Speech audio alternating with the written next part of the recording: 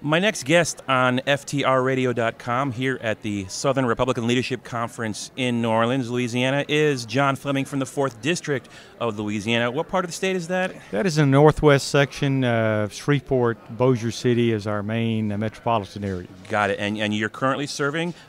Make sure you get the contact information out there. It is fleming.house.gov. It's a big year for conservatives and Republicans. Absolutely. Yes. The convention's been pretty exciting, a lot of great speeches. And I think that Republicans are getting the message that there have been some mistakes made in the past. We're not going to form a third party. We want our party back. Let's straighten things out and get our country back. Yes. So in your district, are you facing a tough battle right now? Do you need help with funding and getting the word out there? How can we help you with that? Yes, we do need to raise more funds. Okay. Because there's no doubt that Democrats will be coming at us with a lot of money. As you know, the Democrats have a lot of money. They've been raising a lot of money. So, and they can come to my campaign website. Okay. They'll just have to Google that. I don't have the actual I'll put address. the link up on the video when we're done here. But if they would like to donate to the campaign, we have people all over the country supporting us. Yeah, we know that Democrats, Pelosi and Reid, are really spending lots of money against us. Absolutely. You entered office in December of 2008. Yes. Was the office prior Republican or Democrat? It was held by Republican Jim McCrary. Okay. A long-time incumbent. But it was expected because of the Democrat wave at the time that we would lose it. It was pretty much written off, to be honest. Really? With you. Yes. So it was written off, so I guess they didn't send out the big guns to really fight hard, and you were able to get in despite the bloodbath that it was for Republicans. Oh, absolutely. And I barely squeaked by 350 votes. Oh, my goodness. Okay. But we really have a conservative district. My opponent at that time ran on a campaign of being a blue dog Democrat, which is really a fake sort of concept. There's no such thing as a conservative Democrat in Washington. We've seen that time after time. Sure. Whenever Nancy Pelosi calls on them, they vote the way she asked. Yeah. The first vote they make when they come to Congress is for Nancy Pelosi, who is extreme left. Yeah, she is far left. I hope to God that she is voted out this year. It's scaring me how much power they're wielding. Pelosi and Reid, I have to give them credit. They are master tacticians at understanding how to play the game.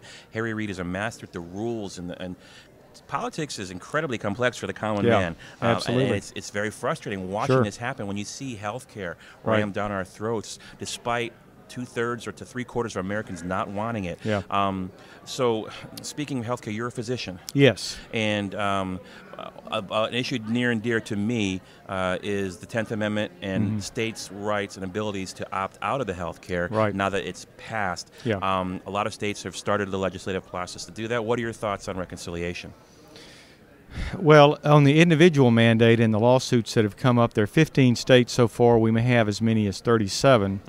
And the fight there is the fact that for the first time ever, the federal government is requiring a person, just by virtue of being a citizen and that alone, to purchase a product or service. And not only that, but it has to be federal government certified. Right. And we feel like that's going to be a real good battle for us.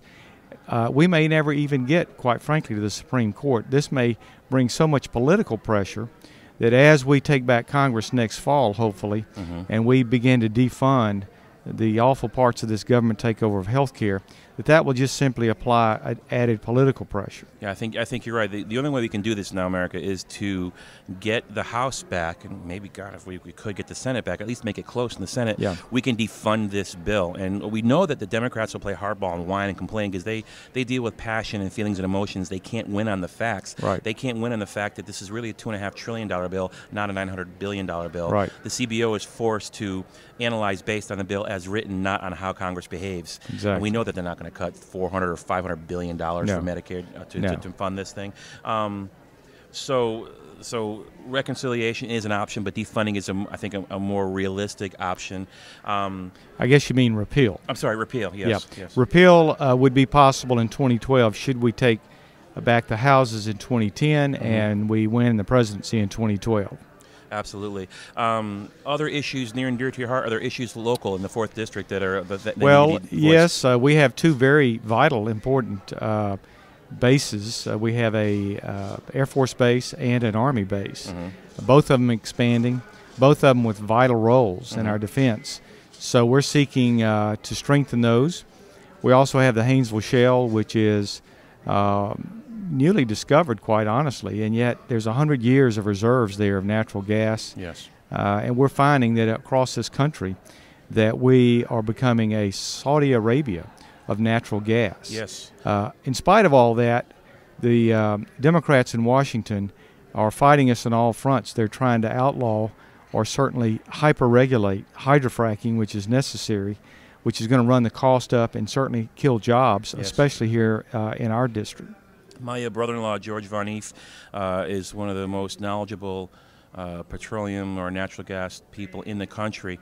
He currently lives in College Station, Texas, and he says in the past 5 years the technology has drastically changed for the better to make America have amazing access to natural gas resources. And it seems that, like Sarah Palin said yesterday in her speech, there's nothing that there's a certain way for us to become energy independent. It can be fixed with just an election. I think she's right there. Sure. So being in Louisiana, how has the recovery from Katrina been? How have things been since then? Are people coming back now to the state? Or is it still reeling from that disaster? Well, it's a slow recovery. Some have come back, but certainly not all or most. In fact, it hasn't impacted our part of the state so much because the devastation was down in the New Orleans area. We're way up in the northern part near Arkansas. Did you get an influx of new citizens from there? Well, we got a lot of temporary okay. Folks, but we didn't really get a lot of citizens.